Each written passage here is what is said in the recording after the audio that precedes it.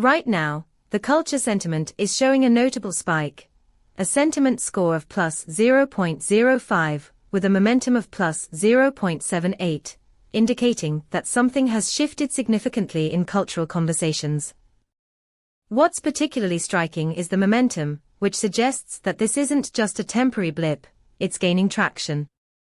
When you dive into our API, it returns a nuanced analysis of cultural sentiment, breaking down discussions into 20 semantic clusters. This means you can pinpoint exactly what themes are driving this increase in positivity. Imagine you're developing a social media tool.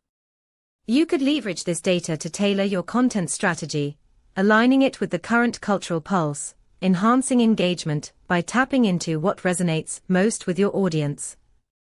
To explore how to integrate this into your applications, visit pulsebit.lojenterprise.com/docs.